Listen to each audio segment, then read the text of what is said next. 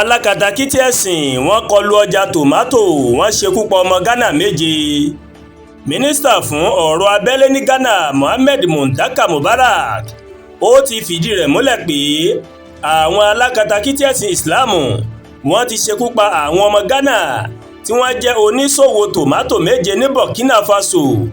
Ọjọ́ 14 oṣù kejì yìí ni àwọn agbésùnmọ̀mí náà ni wọ́n mọ̀ kọlu agbègbè kan tí àwọn ológun wà níbi tí wọ́n ti ṣínà ìbọn bolẹ̀ fún àwọn ológun àtàwọn aráàlú. Láti ọdún 2019 làwọn agbébọn náà ni wọ́n ti ń kọlu agbègbè Titao tí ìṣẹ̀lẹ̀ ohun tó ti wáyé. Ọ̀pọ̀ ìgbà làwọn alákatakítí ẹ̀sìn náà tí orúkọ wọn ń jẹ́ Jama'a Nusratul Islam wal Muslim tí àdàpè wọn jẹ́ JNIM ó máa ń sọ pé àwọn ló wà nídìí onírúurú ìkọlù. Mohammed Muntaka Mubarak ó sọ fún iléeṣẹ́ ìròyìn abẹ́lé Joy FM pé àwọn ọ̀daràn ọ̀hún wọ́n máa kó àwọn oníṣòwò náà nínú ọkọ̀ wọ́n sì ya àwọn ọkùnrin sọ́tọ̀ kúrò lára àwọn obìnrin tí wọ́n sì bẹ̀rẹ̀ sí ní yìnbọn lù wọ́n. Ó wáá fi kún ọ̀rọ̀ rẹ̀ pé méje nínú àwọn oníṣòwò náà ní ara wọn ti jóná kọjá ìdámọ̀. Èèyàn 3 míì ó farapa nígbà tí obìnrin kan wà ní ẹsẹ̀ kan ayé ẹsẹ̀ kan ọ̀run báyìí. Alága ẹgbẹ́ àwọn oníṣòwò ọ̀hún Eric Tufo ó mà sọ pé ọ̀pọ̀ ìgbà làwọn ọmọ ẹgbẹ́ òun ni wọ́n máa ń kojú ìkọlù àwọn agbébọn tí wọ́n bá fẹ́ lọ ra tòmátò àti àlùbọ́sà, àmọ́ ìkọlù yìí ó mà lékè ńkà. Ó wá ṣàlàyé pé awakọ̀ tó wà wọ́n ó mà ti ara rẹ̀ mọ́ inú ọkọ̀ akẹ́rù tí wọ́n mà wà mọ́ ní, àmọ́ àwọn agbésùnmọ̀mí náà wọ́n mà dáná sun ọkọ̀ pẹ̀lú àwọn èèyàn tó wà nínú rẹ̀.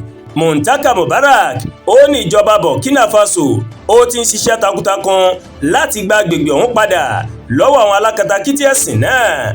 Ó ní àwọn aláṣẹ Burkina Faso wọ́n ti sọ fún wa pé tí wọ́n bá ti sin òkú àwọn tó bá ìṣẹ̀lẹ̀ náà lọ tán, iléeṣẹ́ ọmọ ogun yóò dáàbò bo àwọn obìnrin yòókù kí wọ́n lè padà wálé. Títí di àsìkò tí wọ́n fi ń kóròyìn yìí jọ, ìjọba Burkina Faso kò tí ì sọ nǹkan kan lórí ìṣẹ̀lẹ̀ náà, àmọ́ ẹgbẹ́ àwọn tó ń ta tòmátò ní Ghana ó mà sọ pé ìṣẹ̀lẹ̀ náà rèé ó mà jẹ́ èyí tó ya àgbàdo sẹ́nu àwọn.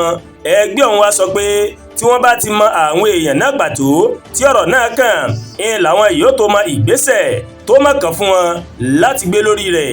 Ọ̀gbẹ́ni Eric Tufo ó wá ṣàlàyé pé ṣe ni àwọn agbésùnmọ̀mí yìí ó ní wọ́n dáná sun ọkùnrin 9 pẹ̀lú awakọ̀ àti obìnrin 8 nígbà tí awakọ̀ náà kò tètè ṣílẹ̀kùn ọkọ̀ fún wọn. Mínísítà Ghana náà ó wá sọ wípé ọ̀pọ̀ àwọn èèyàn ó ní wọ́n mà jóná kọjá ìdámọ̀ yàtọ̀ sí àwọn tí wọ́n farapa tí wọ́n sì ń gba ìtọ́jú lọ́wọ́ báyìí. Àdúràgbà Olúwatóyìn ló ń kàròyìn sí létí láti kàn ní Ẹ̀yà Yorùbá World TV. Bẹ́ẹ̀ ṣe ń wò wá, ẹ máa bá wa like, ẹ máa share, ẹ máa comment. Ẹ má tún gbàgbé láti bá wa subscribe sórí YouTube channel wa, kẹ́ wá bá wa tẹ notification bell láti lè máa wo ètò wa lọ́kọ̀ọ́jọ̀kan tó bá ti gorí ìkànnì yìí. Ẹ ṣé pọ̀ tẹ́ ń wò wá o, a kú iṣẹ́ tàná, adẹ̀kúnmọ̀ra ṣẹ́ tòní, àánú Ọlọ́ọ̀bá rèé yóò wá èmi àti yín rí o, àmín.